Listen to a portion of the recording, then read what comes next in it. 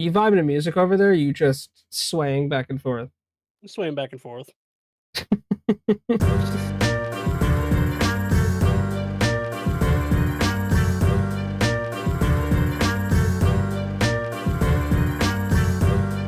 What's up, guys? Welcome back to another episode of Main Event Adjacent. I'm Chris. That's Steve. That's Steve. What's That's going on, Chris. buddy? The other way. That's Chris. There it is.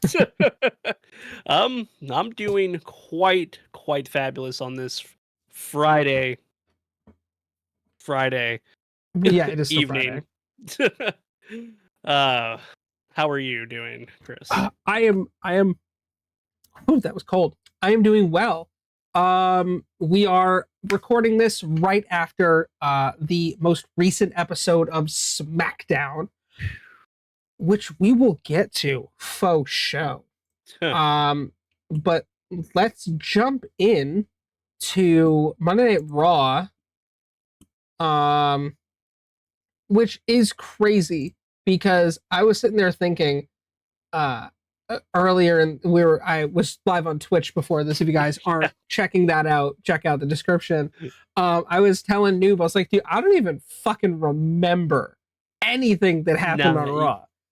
I don't remember shit. Yeah, it's very SmackDown goes so long that we were all like, what happened on Raw?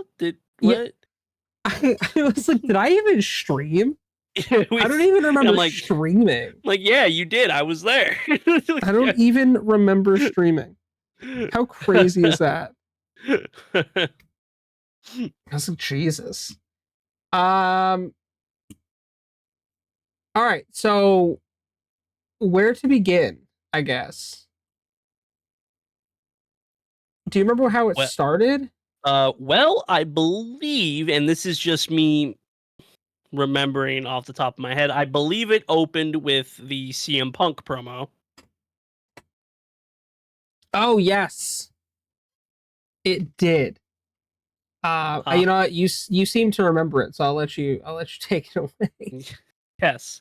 CM Punk came out. He opened the show. This was his first promo since WrestleMania 41, where he was betrayed by his quote-unquote best friend, Paul Heyman. He said that the person that he was most pissed off at was himself, because we had been down this road before. Because if you remember, Paul Heyman has done this to CM Punk before. And, it was an amazing promo. As we all know, CM Punk is arguably, actually not even arguably, I'd say he's top 5 promos. Easily. Okay. Easily. Okay. But then he, called out Heyman. He called Seth Rollins a Timu CM Punk. He did. That's right. Ow, Garfield, that hurts, bro. But then he called out Heyman. He said, "Where you at, Penguin?" That's right. Heyman came walking out, and Punk said, "Whatever words you choose, they will be your last."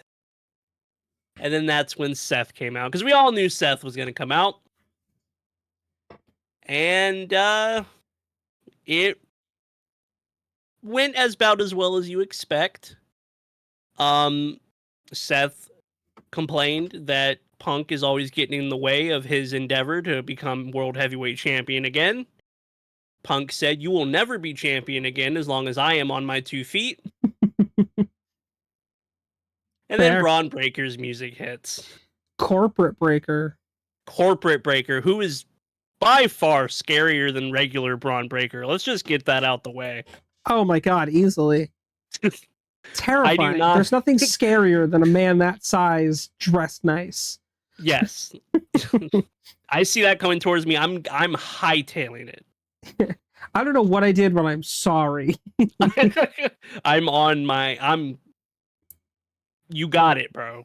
Yeah, Seriously. we don't got no problems. They beat up Punk. I believe Sammy made the save first. Yes. Then Jey Uso came out and made the save as well. Yeet. um, it was honestly a very solid way to follow up the ending of last week's Raw. I think. I think that's fair. Yeah. But yeah, amazing segment. CM Punk, like I said, amazing person on the mic. I honestly love having the combination of Seth, Braun, and Heyman. Heyman. That is honestly amazing. Oh, it works so well because I mean we're in a situation where those are three very different personalities that you would not expect to see together, which is what I think makes it work so well. 100%. 100%. What would you think of the? I think we're at a point where we we need to see this tag team or this just stable in action, right? I mean, we've seen Braun wrestle, we've seen them kind of do their thing, but like we need them together in action. And I think this setting up the way with Sammy and Punk together um is going to greatly help that. And I mean, again, you couldn't have picked two better opponents to start off with than CM Punk and Sami Zayn. So, yeah, no, I'm super hyped for this match. Yeah, that's a banger of a match, honestly. Oh, big time. Following that up, we had Penta versus Chad Gable. It's a decent match. It was, looking back at it, it was not as good as their opening match that they had when he debuted. Correct. But I still thought it was pretty good. Yeah, no, it was solid. I mean, Penta's great in the ring, and so is Chad Gable. I feel like this one was more story driven than the previous match that they had together. Obviously we have such an undertone of everything with Chad Gable now, considering El Grande Americano and that whole thing, and it's like I feel like we're at a point where anything Chad does is so overshadowed by that that it just takes away the enjoyment personally, you know. Right. And I love Well, Chad, but what the fuck are we I doing? I Come don't know what you on. mean. I don't know what you mean, man. It's two different people. I'm gonna throw this out there. El Grande Americano, watch it be Bobby Lashley.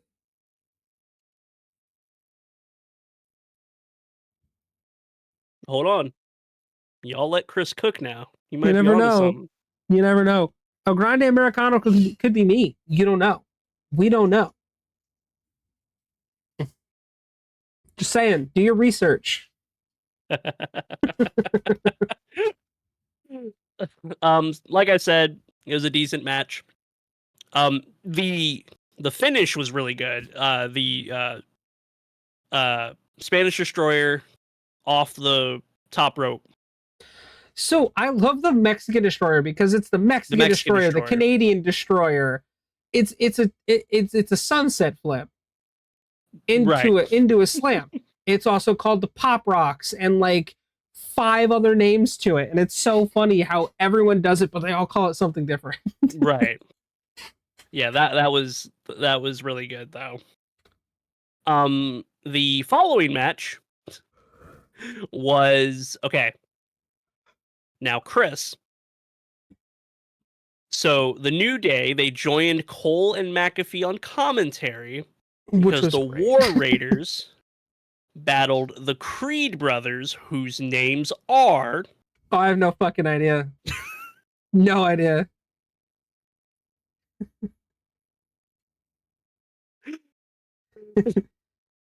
I'm seeing it right now and I'm refusing to look at it because I have no fucking idea what their names are. um, that match was good. The crowd was not into it at Because no all. one cares about the American Made gimmick. It's literally just a recycled team angle. That's all they're doing. And it's like, okay, the Creed brothers are good in the ring. If you let Right. them be them, they are good in the ring. But whatever the fuck this is terrible. It's weird, it's unnatural, and it has to be stopped. Right. Much like Kofi without a mustache. It was a little weird having. It's interesting. I'm curious to see where they go, having New Day interfere on behalf of the Creed brothers and making them the number one contenders. Well, that yeah, is a little interesting. I feel like that had to do with the fact that Chad backstage on a couple different occasions has gone up to the New Day and been like, no, you guys aren't wrong. You guys are correct in what you're doing. Like, it just kind of gaslighting them, trying to be like, oh, we're on your side, doing the typical heel thing. Right. Obviously, War Raiders are the former champions. And I like, obviously, being the dastardly heels that the New Day are now, you know what, they're not going to want to face them because they know that they can win. Now, if they face the Creed brothers, Kofi and Woods are both confident in the fact that they can win that match, you know? It's gamesmanship. They're playing, they're rigging the system. They are indeed rigging the system. That's what they think anyway. Yeah. I would not be surprised if this somehow ends in a tag title reign for the Creed brothers. I would be so disappointed. I still won't learn their names. Not even if they win the tag titles off a New Day? Refuse. It's part of the gimmick now. It's part of the bit, and I have to stick to the bit. So then we got Jey Uso, who came out to the ring to address how Logan Paul has punched the hell out of him the past 2 weeks. Yeah, we knocked him the fuck out. He did. While he was addressing that, though, so this was probably the weirdest thing of the night. Gunther came out.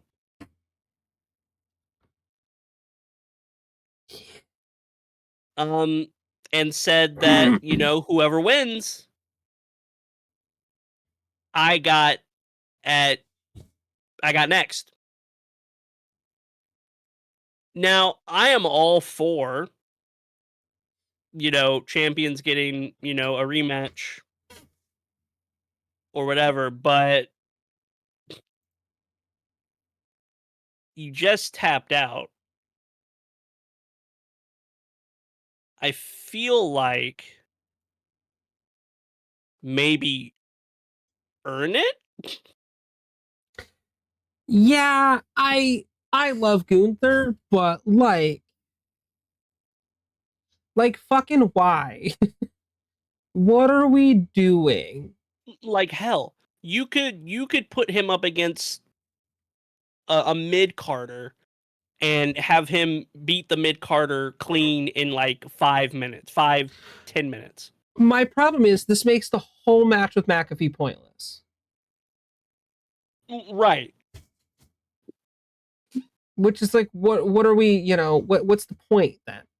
What was the point of him assaulting both of them on commentary after he lost?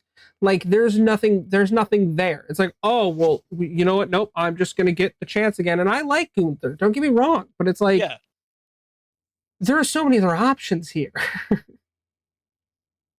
Yeah. And don't even get me started on Logan Paul having the match anyway. What a fucking But scrub. um, but yeah, Gunther said I got next. Yeah, that A thing that happened. happened. Um, then we had AJ versus Finn, which was a really good match. Oh, of course. We saw Judgment Day interfere. We saw Penta interfere. Right? That was Yeah, that was Penta showed up, ran to the ring, jumped off of Carlito, and did a Mexican destroyer like to JD. Or no, yes, he hit Carlito with a Mexican destroyer off the back of JD McDonough, yes, which was yes. insane. That is what happened.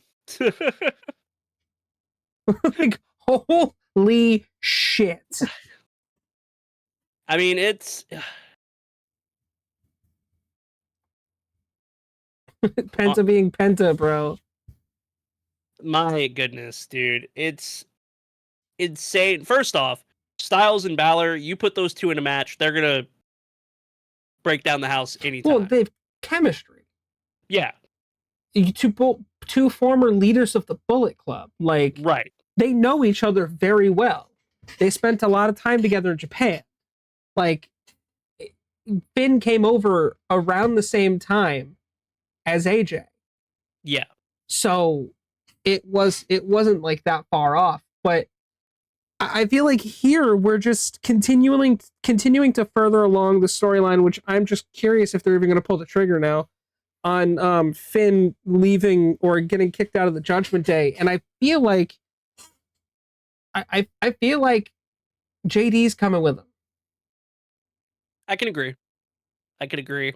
Um, we also skipped over the amazing backstage segment where, first off, I missed Carlito flirting with Raquel. Oh my god, it was so great. I missed that. I was not paying attention to that. But it's the part where they're like, Dominic, do you not understand time zones? And Oh my then god, the time zone thing was so funny. they just at the end of the promo, they just start showing him how time zones work. Was hilarious. So Honestly, good. a lot of people shit on this version of Judgment Day, but I think this is probably the second best version of Judgment Day. What do you think's the first, the original, the OG lineup? No, I did not. Hot take. Might be a hot take. I don't know. I did not like Edge, Rhea, Damien. Okay. I don't think Edge was a good leader for Judgment Day at all. All right. That's Um, fair. the second iteration with Finn, Rhea, Damien, and Tom. Dom. That's Yeah, probably before they my added favorite. Carlito and Yeah, I mean the R-Truth shit, yeah. which Before was before that so good. happened, yeah, So that's probably my good. first, and then this version right now is my second. I can agree. I think I felt like we got to a point where this version got kind of drawn out and I was like, all right, I don't get it. I'm kind of over it. And now it's like now that JD's back and healthy and everything's kind of clicking, I get it now. Yeah, I mean, you have JD back in health. You got Liv gone, so the other members are kind of you can focus on the other members now. Um, you've got the mounting thing because now Dom's a champion, so now you've got the mounting thing with Finn, and so there's a lot of stuff going on. Yeah. So Carlito keeps I getting killed every week. yeah, Carlito keeps getting killed. um, Uh, one thing to note though is Dominic did not He was not at ringside. No, he wasn't. He was the only Judgment Day member that was not. Well, aside from Raquel. But yeah, he was the only one that was not. So Hmm. keep that in mind going forward. I believe somewhere in here is Rusev's promo. Which was so good. It was so good. We love Rusev. Yeah, we do love Rusev. He said he's going to take back his day, but not until he hurts them. So take with that what you will. Just don't get in his way because his matcha kick will kill you. And then he will scream and choke you out because he's jacked now. Yes. So then we had Becky Lynch. So we do picks on this channel, right? We have a picks champion for, the pay-per-views and stuff like that. So when we picked Becky and Lyra, I was the only person that picked Lyra to win. Yeah, I was shocked she won. Just gonna say it. Yeah. I think a lot of people were shocked that she won. So was Becky, to be honest. She turned on the fans, which is crazy because she can turn on the fans, but I don't think she's gonna get the fans to turn on her. Fans were cheering her. She was yelling at them and calling them useless. Yeah, and that shows how over you are. When you can be a bad guy and they're like, no, fuck that. We still love you. Right. Yeah, she said she deflected the blame for the loss of Lyra. She told the entire locker room, I'm motivated, I'm dangerous, which, if we know anything from the peak run of the man, is True. scary. So looking forward to that. Yeah, looking forward to see where that goes. Then we had Rhea Ripley and Io Sky versus Julia and Roxanne Perez. What a fucking match. What a match. First off, you have two up and coming, in WWE. Yeah.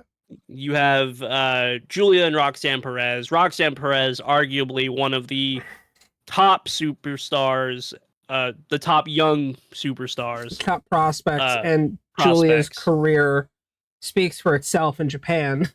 Yeah. So. And then Io Sky, who I think is the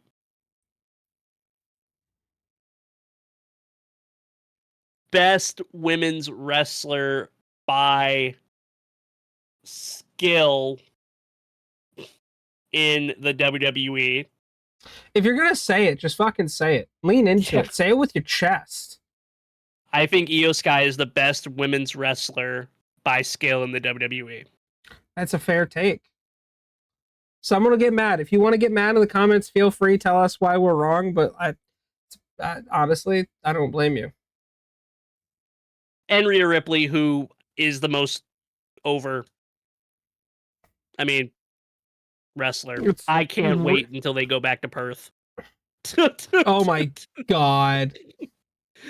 And if she's not on the card, then I'm calling trips myself. I know, we're gonna have to fight at that point. Yep, I'll challenge him to a match. He can't wrestle anymore, so you win by default. Neither can I. We'll do it unsanctioned. Unsanctioned, there you go.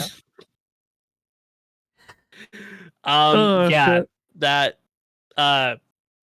honestly, the chemistry between Julia and Roxanne is insane. You would think that they had been teaming for years. Yeah. It's insane. And they haven't even worked together that long. No, it shows how good these women are. Oh, yeah. And yeah, Rhea Ripley and EO won. I don't remember who took the pin. I believe it was Roxanne. I think it's Roxanne. Because afterwards, Julia walked away from her. Yes, that's right. So yeah, that was Raw. That was the main event. Yeah, well, a great match. Unbelievable match. I mean, it's very clear why Julia's run in NXT was short. Right. It was not that long, whereas Roxanne was down there for a long time. Roxanne's very young. So I think having that extra time down in NXT really allowed her to be ready to come up to the main roster. Yeah. And it showed. It has showed in And every then, match that she's had this year at the main roster.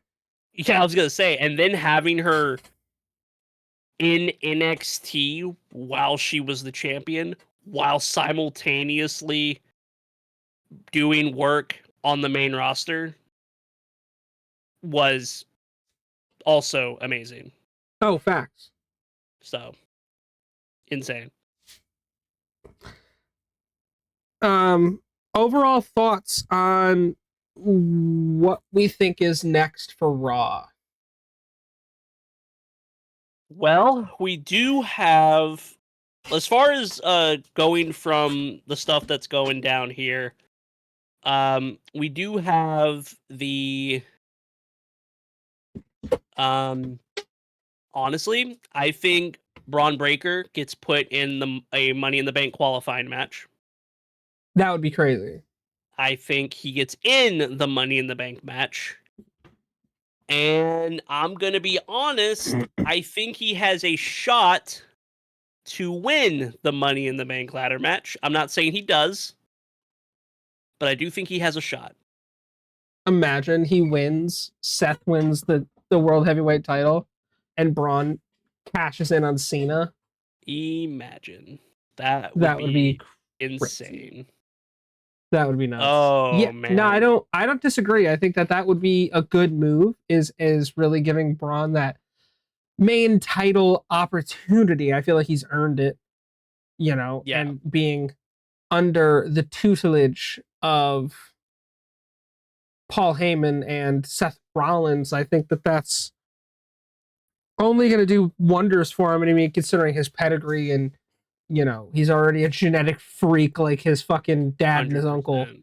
So, I mean, I wouldn't be against that. I'd also love to see who's next for the women's IC title.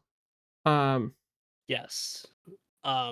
Does Becky go back for one more match? Do they bring Bayley back to turn her heel and face Lyra? Do they I don't know if you bring turn Bayley heel because she just became a face again.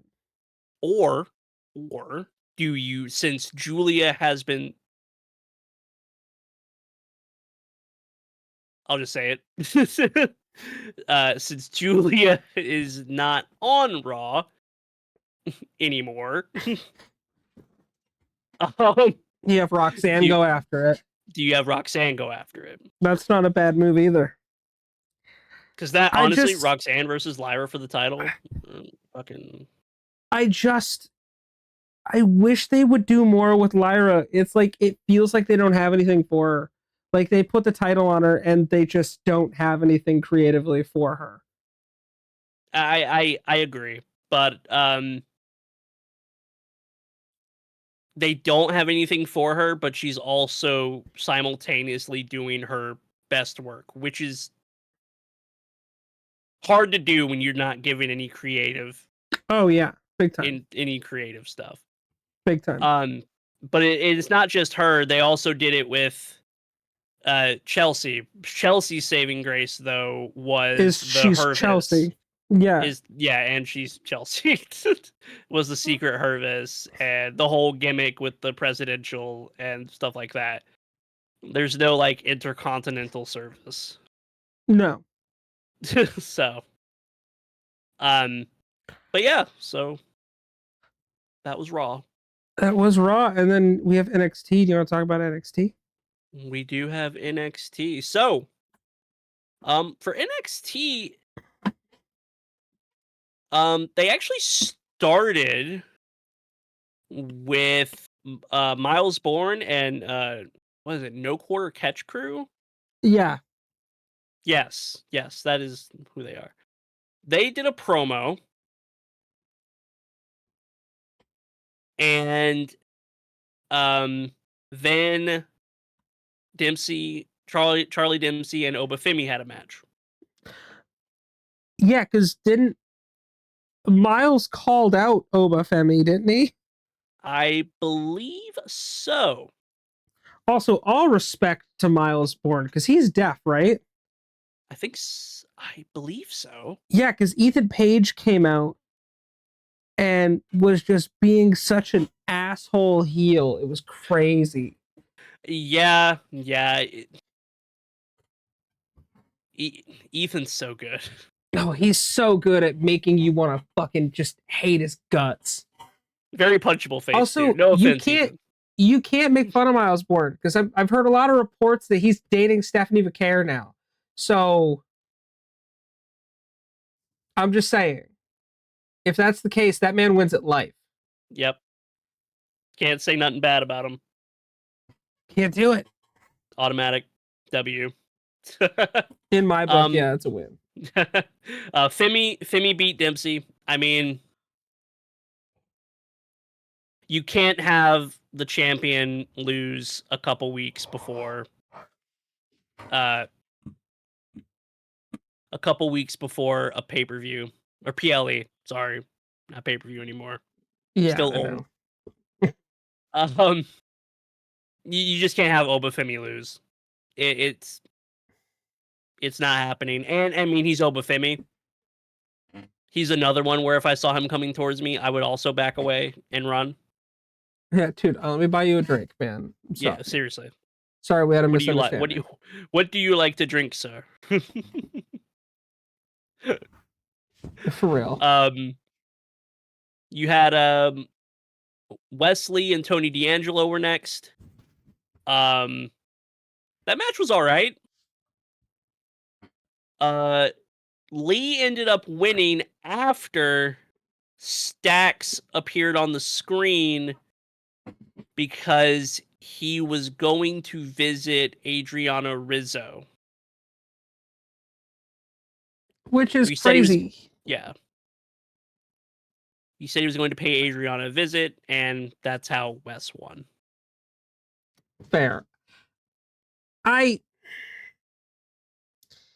feel like they dropped the ball on the timing of bringing the D'Angelo family up. And by that, I mean that they didn't. And I think that kind of sucks in a way.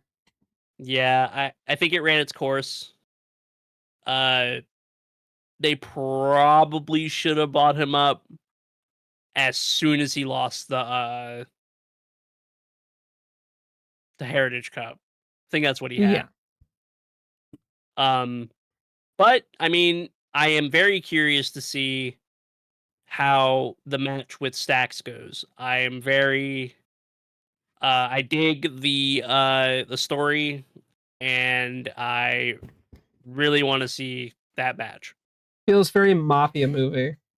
It does, doesn't it? Honestly, Tony does a really good job. Oh yeah. Very much so. And speaking of Miles Bourne, Ethan Page versus Miles Bourne. I loved that match. Every second of that match. It was so good. It was they were in sync the entire time. Yeah, And because Miles has a number one contender spot now. yes, well, I think he had it already, but if he lost that match, then Ethan would have taken it.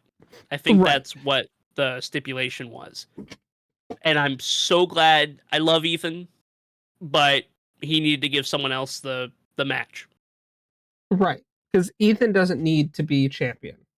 No. I mean, he just had the triple threat at TNA, whatever the last TNA event was, with Frankie and Joe. Rebellion? Yeah. Uh, so I'm glad Miles Bourne won. It was a great match. Yeah. What do you think, Chris? I'm sorry, something just went off in my ear. So what'd you say? I said, what'd you think? Oh, I mean, I am thoroughly impressed with my Miles Bourne's skill. Um, Ethan Page is Ethan Page. I mean, if you've ever seen him outside of WWE, what you see is what you get in the ring. His talent is unbelievable, but I am continuously impressed by Miles Bourne. Like to be deaf and be able to wrestle, you lose a massive piece of the whole fucking thing. You know, um, it's it's impressive, and I'm glad he's getting the opportunity. You know, because I feel like he and Oba are going to put on a great match. Right. Right. Um, Bubba Ray and Undertaker were shown with the LFG talents again, because that finale is Sunday, I believe. I'm still pissed I can't watch the fucking show.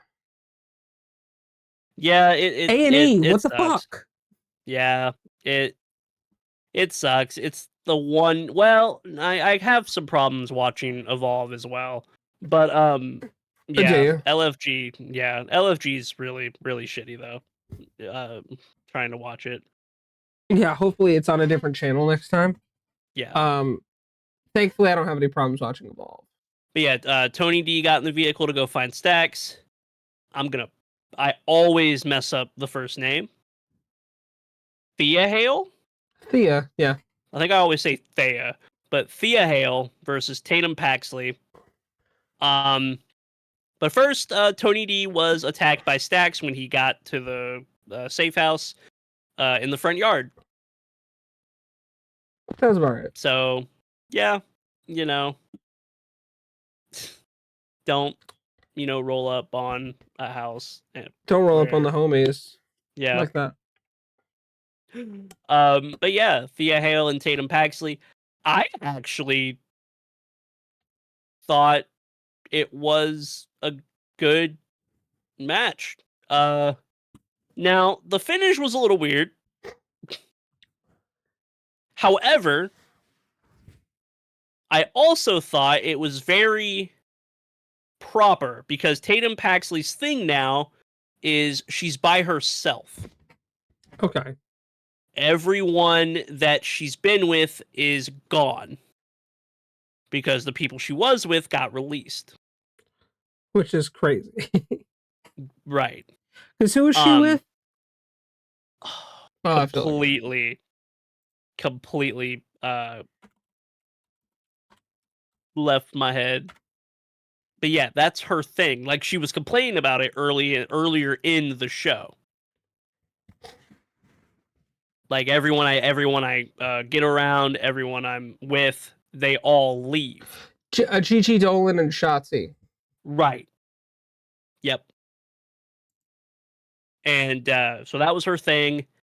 It led to the match with Thea Hale. She ended the match by getting herself disqualified after she raked Thea Hale's eyes, but kept doing it after the ref tried to pull her away. That's crazy. So it kind of showed she was going mad, and she's going further into madness. Yeah. Which I'm all for. Since Tatum Paxley kind of has that aura about her anyway. Right. That I'm, she's just so mentally broken. Yeah. Then we had Joe Hendry, say his name. He appears. And Trick Williams. Trick Willie. They met with Ava backstage to sign their contract for their TNA title match, which will be defended for the first time on a WWE live event. Which is crazy. It is insane. Never thought I'd see the day. Never thought I would see it either. You wouldn't under the last management, but oh no. Yeah. Nope. But yeah, Joe said that TNA is hotter than it's been in years, and he takes pride in that, which the numbers show. The show itself is fantastic. I agree. It's better than it's been in a long time. Yeah. Since and like Joe, mid-2000s. Yeah. 2010s. Joe is Joe is top tier. Oh yeah. But he's not the only reason, but he is a big part of it. Oh, absolutely. I mean, you've got the Nemeth brothers who are doing great in the tag team division. Eric Young is still doing great work. I mean, you got the Hardys are still doing great. Frankie Kazarian is showing that he somehow has the Fountain of Youth somewhere hidden and locked the fuck away. Like, there's a lot of good talent over there. Fucking, you just had like Indy Hartwell just debuted over there. You just had Alicia Fox. Yeah, and her new gimmick, who I don't know where the hell she's been for the past few years. That threw me off when I saw that. I was like, what? I was like, yeah. But yeah, it's amazing. And so then we had the main event, which saw Stephanie Vaquer and Jordan Grace versus Fallon Henley and JC Jane. Who also, speaking of people who were just recently on TNA. Right. That match was good. I mean, you can't really have a bad match. No. I mean, with Stephanie and Jordan in the ring, it's kind of not going to be a bad match. It's not going to be. It's not. And Fallon and JC aren't anything to scoff at either. They're good. So big time. Yeah, I mean, it was a great match. Yeah, I think NXT continues to prove that there's no need to call it developmental anymore. No, yeah, it's just. I think it stopped. I think it should have stopped being called that a while ago.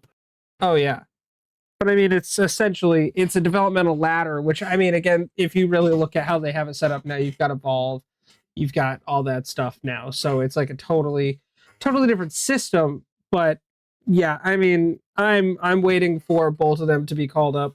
I imagine that'll happen after Jordan wins the NXT Women's Championship, because I imagine that'll be when we see La Primera to the main roster. Right. And then Ethan Page beat up Ricky Saints, and that's how NXT ended. Like, y'all have been feuding for how many years and how many different fucking shows? This is crazy.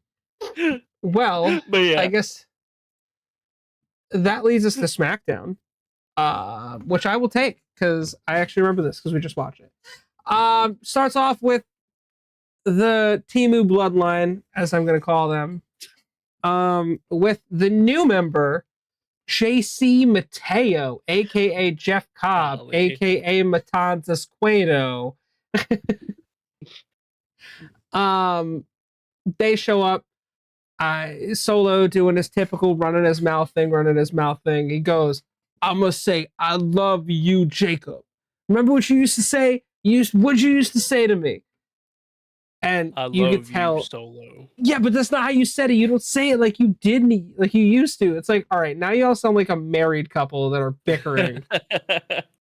And you could tell we're getting to a point with Solo that he's just getting on Jacob's nerves. Um, Jacob's getting pissed. He's getting Very, very pissed. much so. And To then, be fair, yeah, I mean that's absolutely reasonable. And then all you hear is L.A. Knight. L.A. beats up Jeff Cobb. I'm sorry, I guess I have to get used to calling him JC Mateo. He beat ugh, up JC, and Nick Aldis pointed out a match that they had to have, and they did in fact have a match. And it was a pretty goddamn good match. Um, it's nice to see JC getting the love finally in WWE. Obviously, he's been kind of all over the place.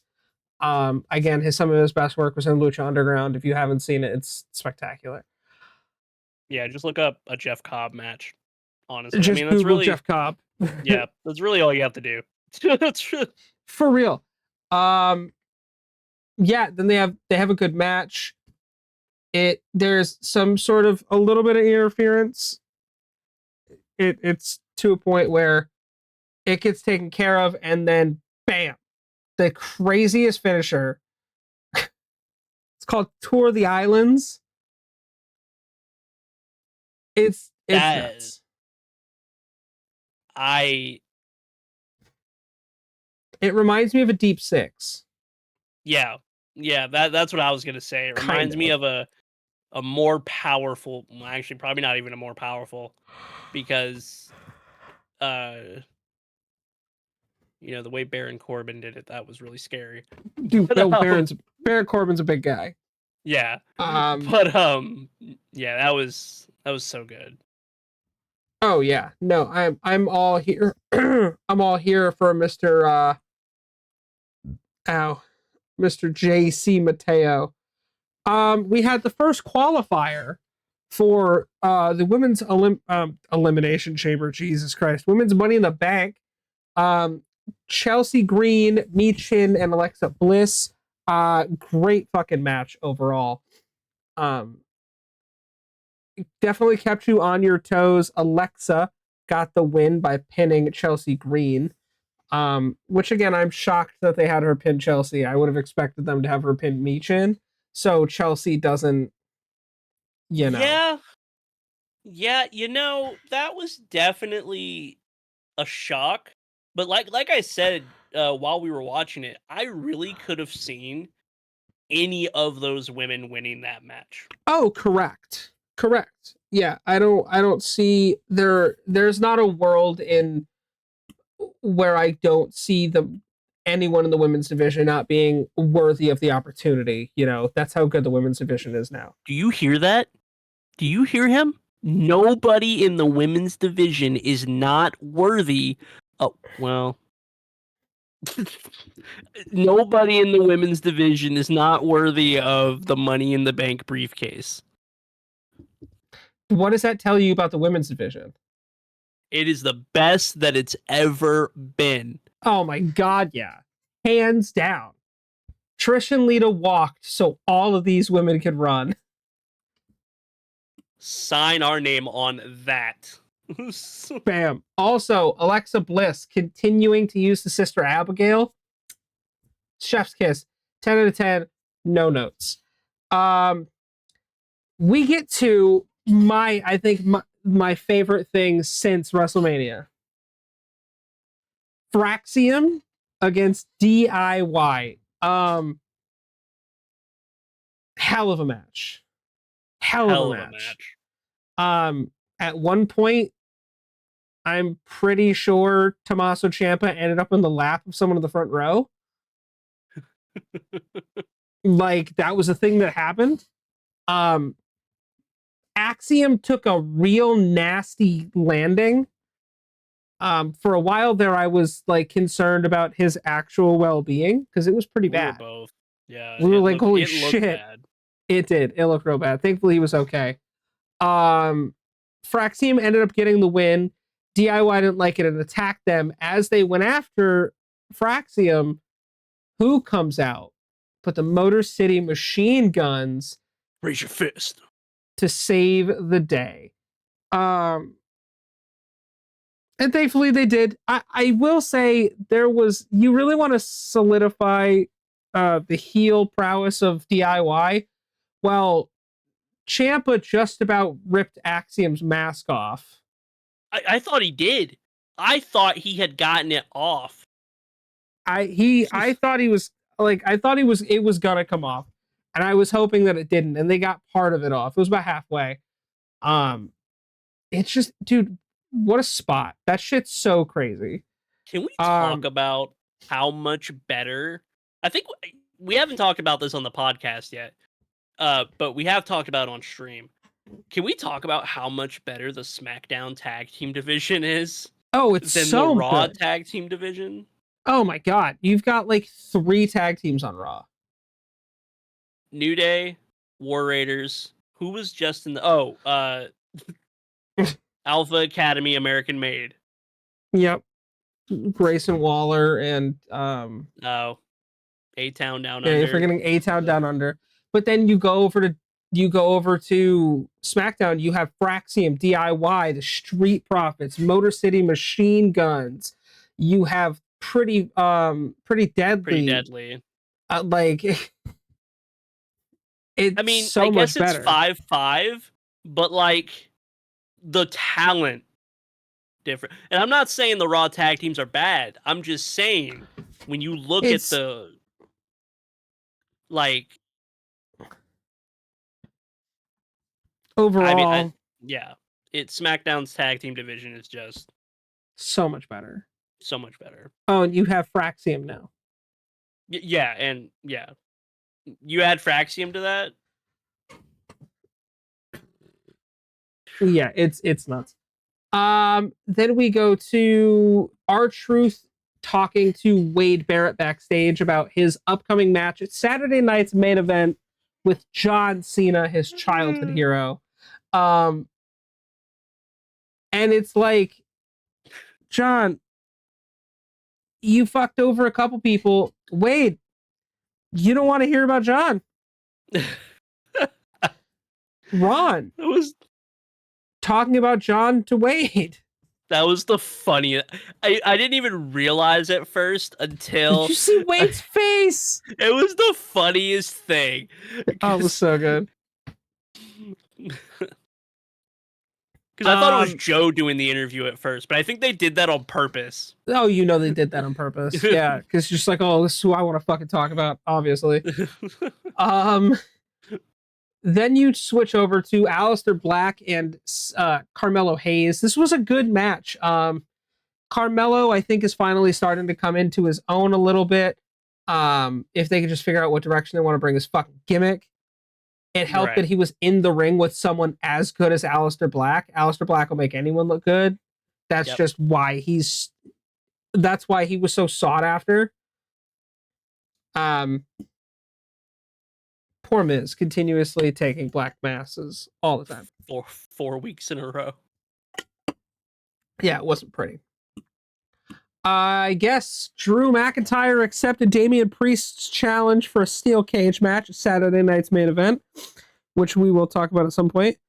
Then there was another triple threat qualifier. Solo Sikoa, Jimmy Uso, and Rey Fenix. I thought this was a pretty good match. I thought so too. This was about the time in stream where I think I was lost in the sneaker world on my phone. But it was a good match. Solo got the win, beating older brother Jimmy, which was crazy. I didn't expect that. Then we get to the main event. Tiffany Stratton versus Nia Jax for Man. the WWE Women's Championship. Now, this match was a All little right. slow At first. at first, but I it picked up in a big way. Also, I feel like we didn't mention in like multiple backstage segments, Naomi was just like lurking in the background. It Just literally, standing people were talking, and then she'd just be like, there. And creep. Yeah. and just stand there. That was her whole thing.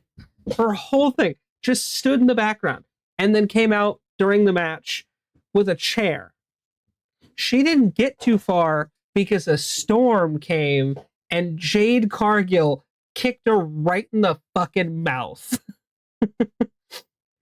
Also throwing her into some poor fan in the front row. God, dude. Bad The day to be in a front row. Yeah.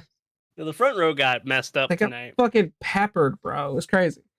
Yeah, what a great match overall with Tiffany and Nia. Tiffany went for prettiest moonsault ever, landed it. Nia kicked out, which apparently had never been done. I did look it up. Now, I don't remember this. I'll have to go back and rewatch the match. But apparently Charlotte kicked out at Mania. Okay. All right. And then we got an Annihilator from Nia, and Tiffany grabbed the rope at 2, 2.9. saving herself. It was like, yeah, 2.9. It was great. Nia ended up trying to leave. She tried to take the belt. Referee, I believe it was Chad Patton in the ring during that. He was like, yeah, no, you're not leaving with that belt. Give me the fucking title back. She goes, drops it off, turns around, grabs the chair, comes into the ring as the ref is putting the belt out. She goes to hit Tiffany with the chair. Tiffany comes up, kicks the chair, hits her in the fucking face, then hits the prettiest moonsault ever, and then pins her. Now, at this point, it didn't take long for Nia's face to become very red, and not by like, oh, straining. No, I mean, she was bleeding pretty good. Like to the point where after the match was over, there wasn't that moment of selling. It was Nia got up and went to the back. Followed by a medical member. Oh yeah. So she's probably gonna need some stitches. I don't know if you want to place blame. I don't feel like there is a reason to place blame here. Like shit happens. It's part of what they do. But yeah, overall great match. Great fucking ending. That shit was crazy. That match. That was the match. The title defense that Tiffany needed to solidify her reign. Oh, I agree. Like a lot of people are going to say it was the WrestleMania match against Charlotte. That match was okay. But tonight, the match started off slow. She sped it up. And Nia, talk shit about Nia if you want. But Nia has gotten so much better in the ring. And when Tiffany sped it up, Nia kept up with her. Right. And kudos to Nia for taking that chair shot like a champ. Oh my god, cut her wide the fuck open. Because that was bad. That was brutal. Oh my god. That was brutal. I have nothing bad to say about those women after that. Thoughts about SmackDown? Yeah. It was the best show of the week. Oh, I agree. It's long. We have said that SmackDown is long and it needs to go back down to 2 hours. I agree with. Yeah. But it's time. SmackDown knows how to showcase their talent. They consistently put on better matches than Raw. I'll say it. Very true. And for some reason, people say that Raw puts on better shows than SmackDown still. I don't agree with you. I disagree. I no. Tonight was so good. Oh yeah, no, it was a great week. Great week for wrestling. It was Yeah. SmackDown. It for as long as it is, it's definitely a drag to sit through some of it, but yeah, it was definitely excellent. What is your match of the week? So I actually have two. Okay. I have Fraxium versus DIY. And I could not go through without putting Tiffany versus Naya on Oh here. yeah. I know that's a definite that's one that's up there for me too, but I would have to say that it's most likely Fraxium versus DIY. That match was fucking excellent. That match Yet was again, so good, dude, but Fraxium continues to impress the shit out of everyone. yeah. Yeah. There aren't many tag teams that are going to debut and then win all of their matches. And Correct. it's insane. And then Tiffany and Naya, they tore it down. Oh yeah. Um yeah, I look forward to next week. Swapping Honestly. over to some news. Obviously, we have not recorded since, but our thoughts and well wishes and condolences go out to the family of Sabu, who sadly passed away on Sunday at the age of 60. It is too bad because he was unbelievable, an ECW original, one of the most extreme motherfuckers. I have so many fond memories of watching ECW and seeing Sabu. Um, God, it's so sad. You never want to see anyone pass, and it just obviously we all gotta die someday. But it's sad. It really is Yeah. sad. Yeah, he's probably my favorite ECW original, if I'm being Is he? honest. Yeah. That's fair. Aside from like Rhino, if he counts. Oh yeah. Well, I mean, of course, Rhino, RVD, they count. But yeah, I mean, like I just did the freaking pose. I used to do that. I used to do that all the fucking time when I was little. The man. And his theme song is one of my favorites. Oh So yeah.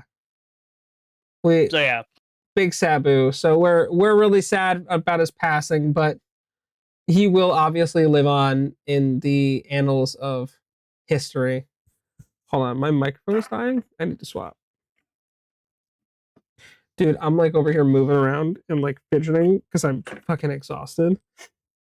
yeah, I got I went to bed at like 5 almost. Woke up at like 7:30. good lord.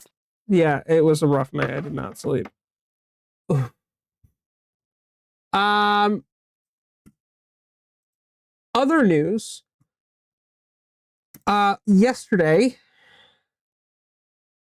legendary commentator Jim Ross announced that he has colon cancer. Yes. Um in his in his post on X, he tweeted out, diagnosed this week with colon cancer, surgery being scheduled in next week or two. I appreciate your concern and support. Obviously, Jim Ross is 73 now. He has been working more recently with AEW, and that's where he's been for the last few years. Dude, it's so bad. It's so sad. I feel like there's nobody in the wrestling world has anything negative to say about Jim Ross. He's an icon, one of the best. It's a very tough scenario when that happens. Um yeah, no, I mean we do love him very much, and I'm hoping that everything comes through and he makes a full recovery, and we hear him back on AEW on Wednesdays and Yep. Fridays. You're gonna put that cancer through a slobber knocker, JR. You got it. Exactly. Big facts. Something I guess a little more positive news. Now we're out of the way of all the other stuff. Miss Mariah May, former AEW Women's World Champion, left a very cryptic tweet that said, "Finally, someone let me out of my cage," which, for those who are not aware, is a line from the Gorillaz song Clint Eastwood. I mean, this could mean a multitude of things we all believe, and it is almost widely confirmed that once her contract runs out with AEW, she will be jumping ship to WWE. Yeah, What even AEW officials pretty much think that she's headed to WWE. it's pretty set in stone, I'd say. Yeah. What are your thoughts? Um, we were just talking about how WWE already has the best women's division, right? Yeah, Adding Mariah May to that would be crazy. is insane. Oh my god, yeah. Just she's already, I would say, one of the top 10 women right now. Yeah. Like she's that fucking good. Yeah, So and it's been her dream since she was little to wrestle at WrestleMania. So, oh yeah. yeah, I think like you said, that tweet could have, or Instagram post, or whatever it was, could have been meant a multitude of things. But I think we do see, and I think her contract is I set think to it's up expire. at the end of the year, I think. I think it's from June to November. Oh, okay. So we could see her sooner than later, to be honest. Hopefully, that'd be awesome. Um yeah, I wouldn't mind seeing her. A name that has been absent from TV for a little while. It's Cody Rhodes. This is gonna be a fun one. Yeah. It has been reported that there is no plans on a heel run for Cody, despite The Rock wanting it so desperately. Um, what are your thoughts here? No, because I know what you want to say. So you go ahead.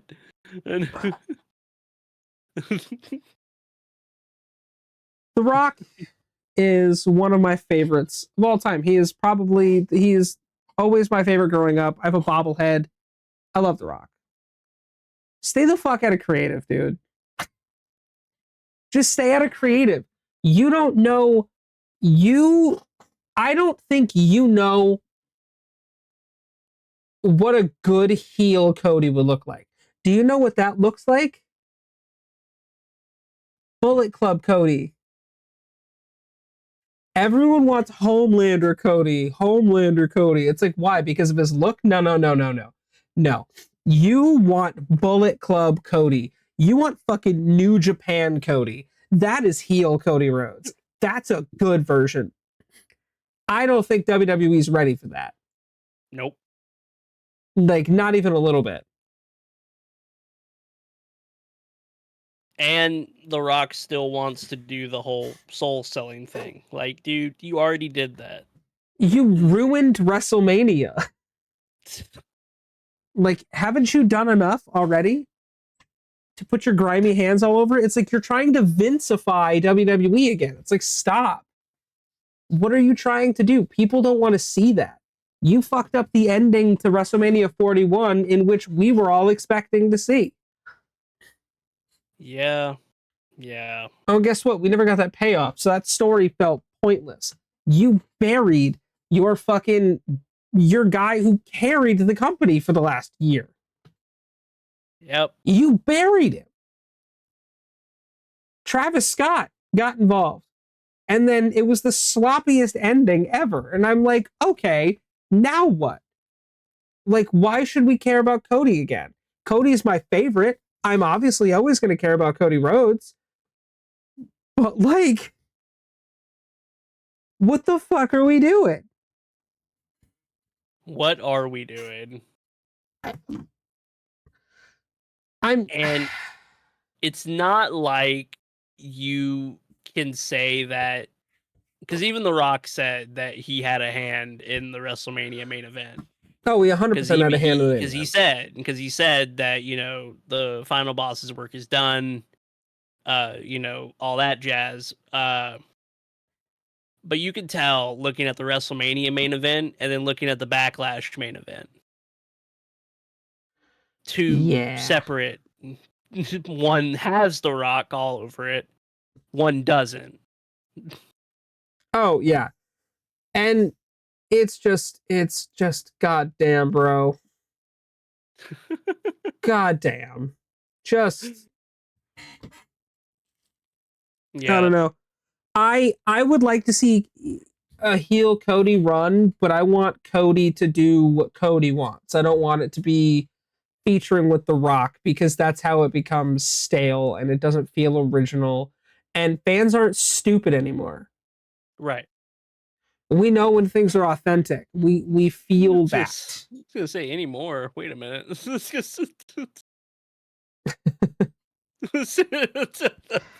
You know what I mean, though. Damn, Chris called out Dave Meltzer last week, called out the Rocket fans this week. I'll call someone out every week. I'll call Meltzer out again. I don't give a fuck. What's he gonna do? Come on the show, Meltzer. So I could call you a bitch to your face. Listen, if that ends up on the internet, at me. This podcast wasn't filmed in the Tokyo Dome. -5 stars. Because again, like I said last week, if you want to come at me on Twitter, I'll just respond with, "Yeah, well, I'm balls deep in your wife right now." So.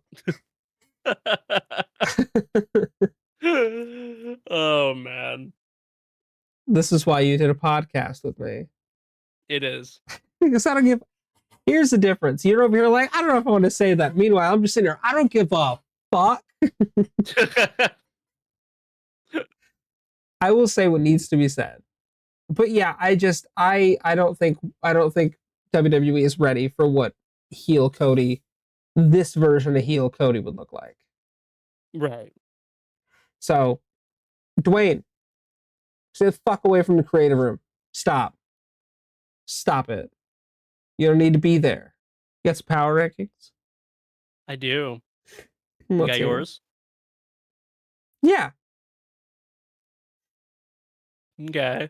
All right.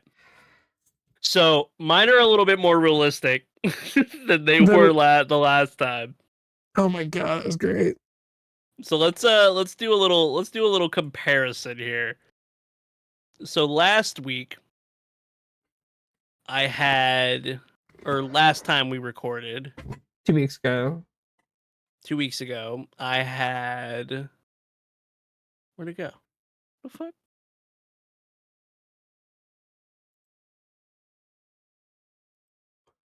Oh, there it is. Roxanne Perez was my 1. Lyra Valkyria was my 2. Jey Uso was my 3.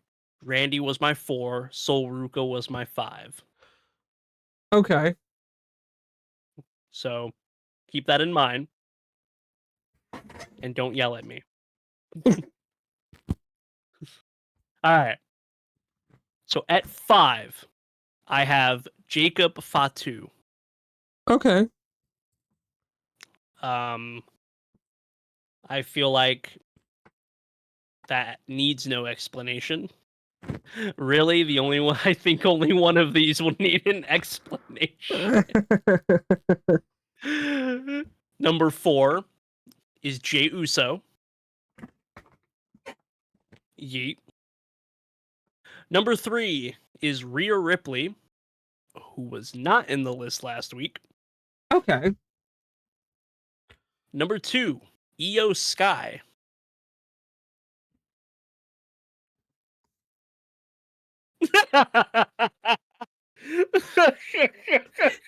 People just. We're the same person, dude. Oh yeah. And number 1 is Lyra Valkyria. Shut the fuck up. Listen.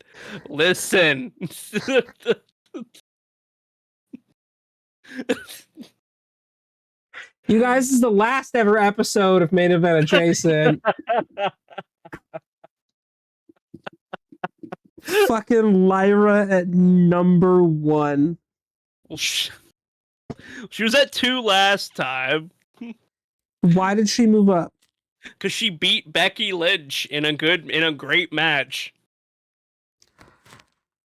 Okay. And she's had great promos against Becky. Have they been great? I thought so. They've been good. I wouldn't say great. Okay. Good promos against one of the best, and had an amazing match where she won clean.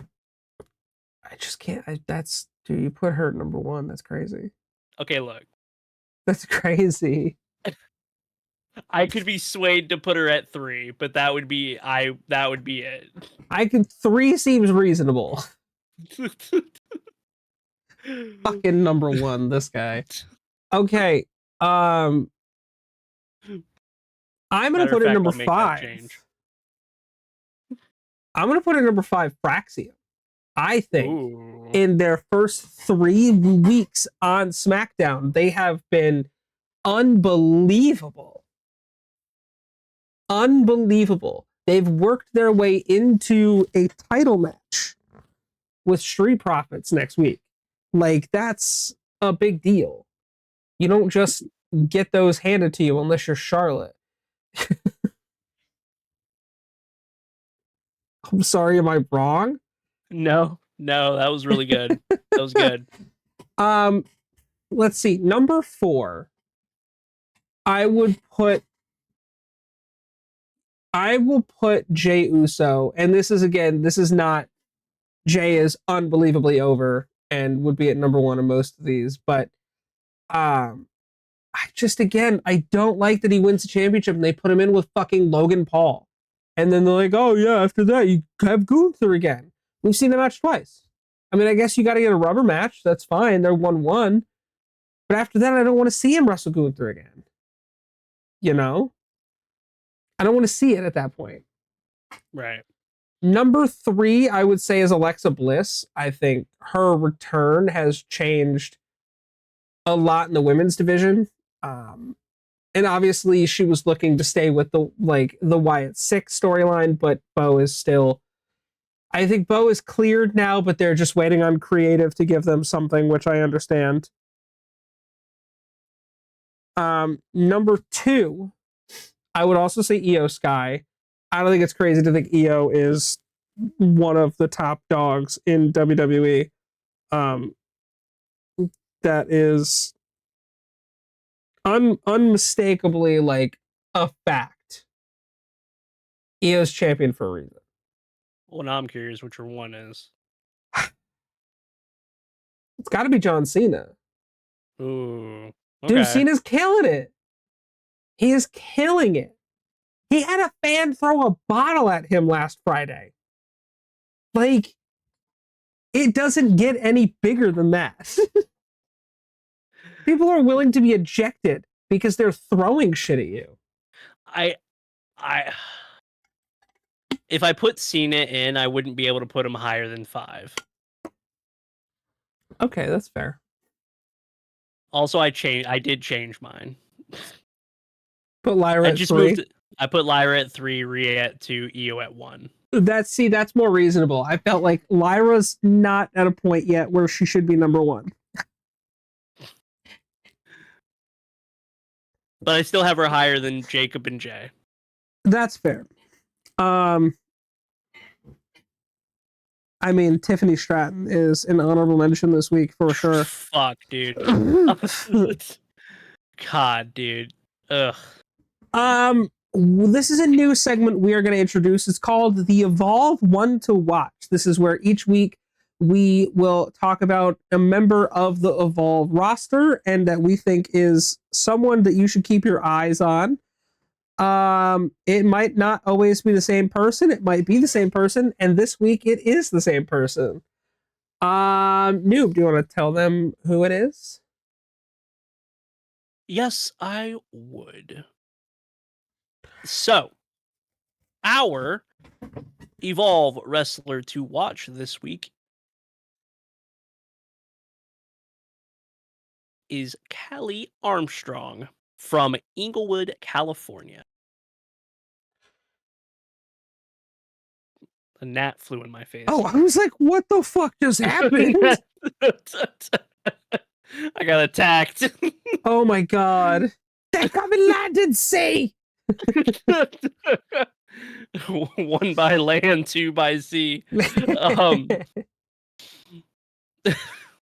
Oh my god. Yeah, no, big props to Callie. What a great match she had against, oh my god, what was her name? Mason something?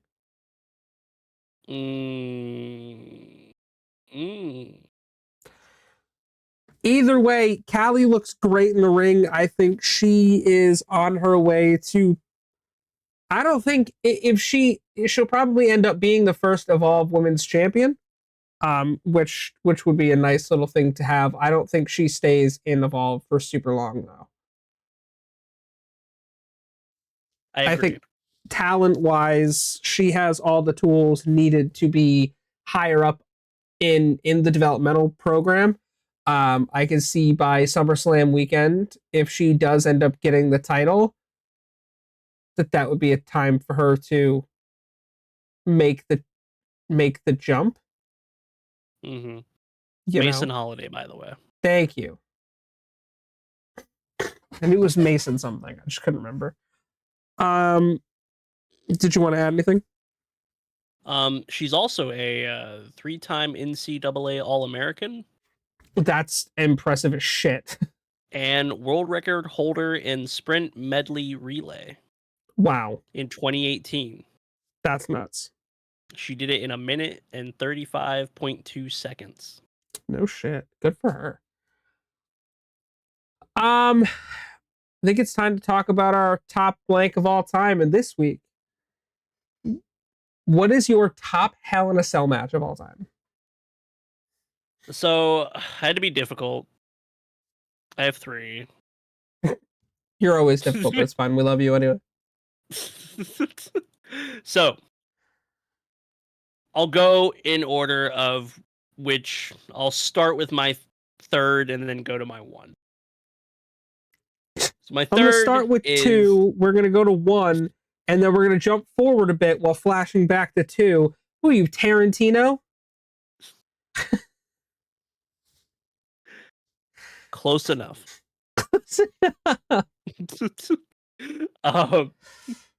But no, Mankind versus Taker. We all know the match. Yep. By God, he killed him. By God, he killed him. Broke him in half. I feel like if it's not on a list for at least top 5, I mean, it's got to be up there somewhere. Yeah. Number 2, Triple H versus Cactus Jack. Cactus Jack was my favorite Mick Foley persona.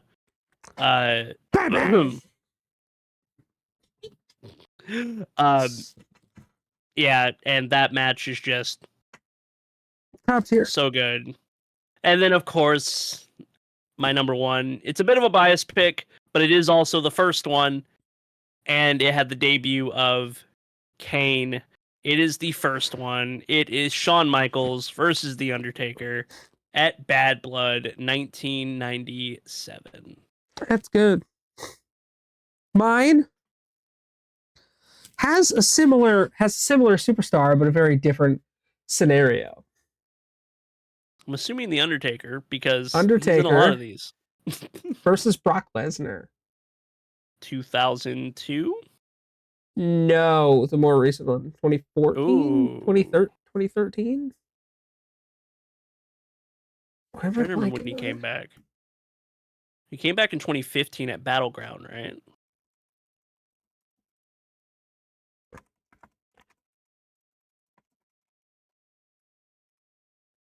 $2015. Yeah, it was Hell in a Cell pay-per-view. Yeah, great match. I do love me some Hell in a Cell action, and I mean, who better than this was in the midst of an amazing rivalry between Lesnar and Undertaker. It was a good match. It So was. yeah, that's my story, and I'm sticking to it.